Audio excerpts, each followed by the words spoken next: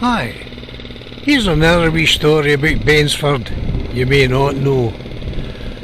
Now, I'm at the back of me is the Robertson's hire drive down the bank side. They've obviously got the road blocked off here, they're doing some repairs. But I came down to have a look at the old building here that I can remember way back when I was a kid. As you can see, this is Bankside Motor Repair Centre.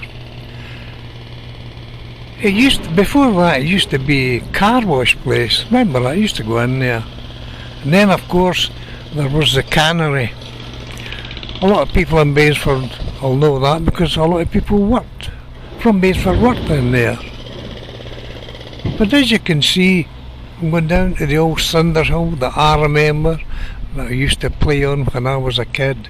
That's about a fifth of the size it used to be. It used to be massive, right aside the ironworks over there. But I came down especially to show you this place here. Before the cannery was here, for many years it used to be the GPO main workshop for all their vehicles. And there was every type of vehicle in here at one time.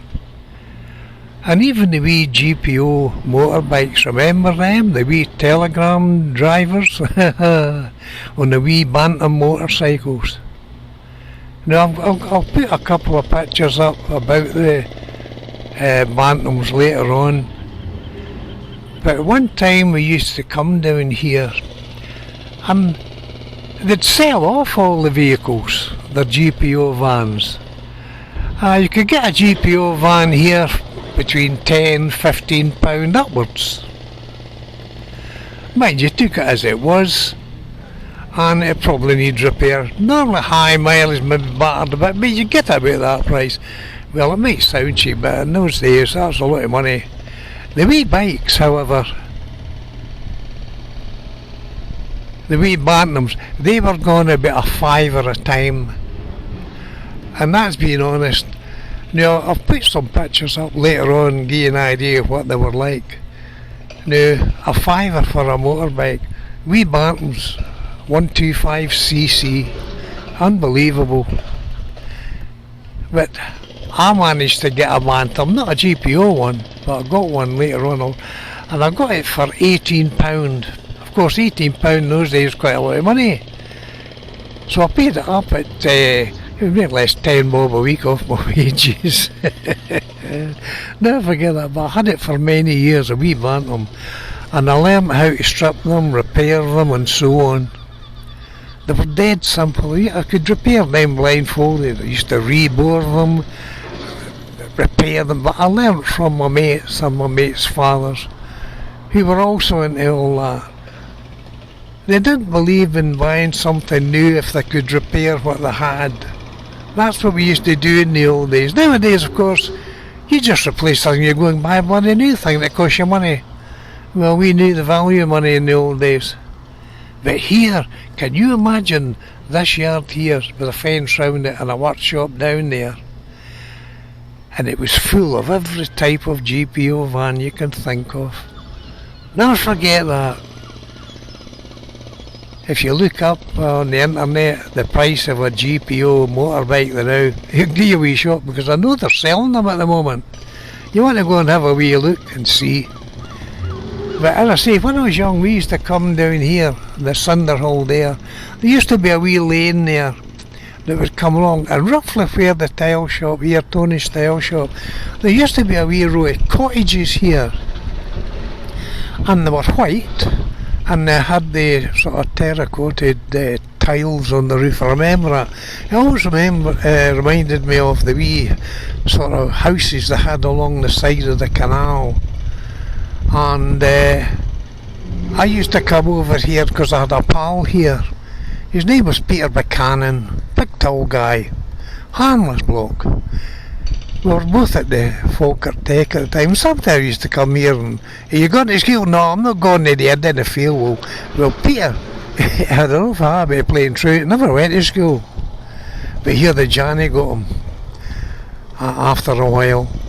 And at that time the Johnnies could just take you back to school. Well, I remember sitting in the class up at Callender Road, and it was a mixed class we were in, and Peter was brought in by the headmaster, old Andrew Steele. Maybe some of you will remember him. He come in, and he was a wee hard man. He always kept his belt up over his shoulder under his cloak. And he came in and he says, "This is Peter Buchanan. He's been playing truant and he's going to be punished for it. He's going to get 6 of the best, and this will be a deterrent to all of you here. Do not play truant because we will come and find you."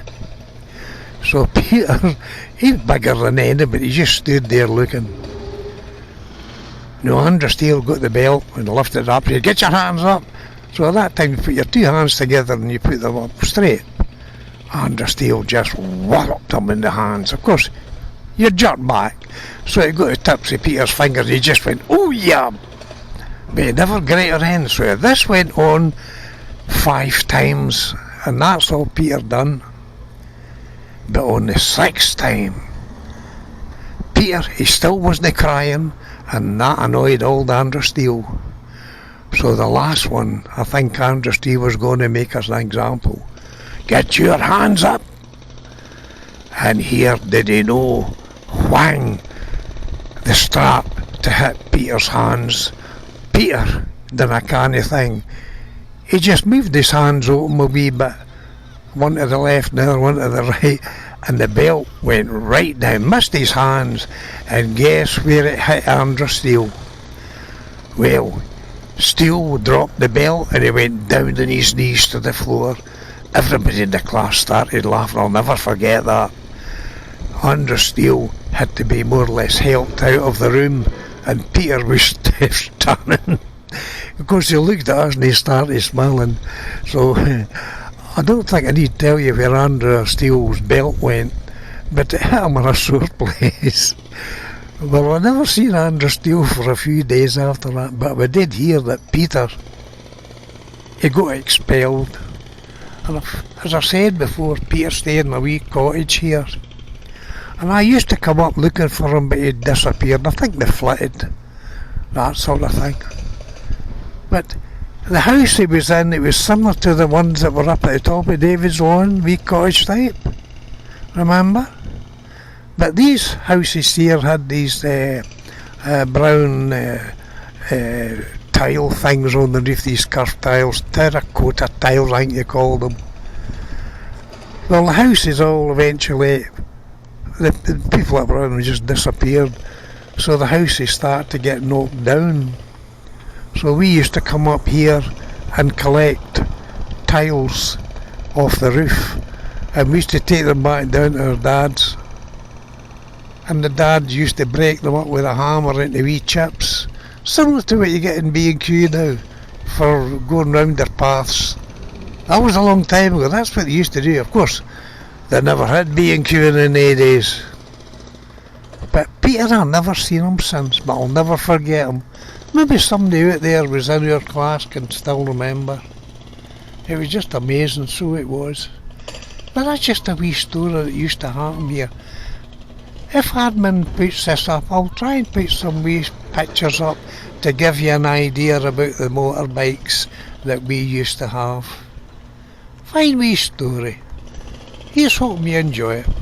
It's just a wee bit of the past. Bye now.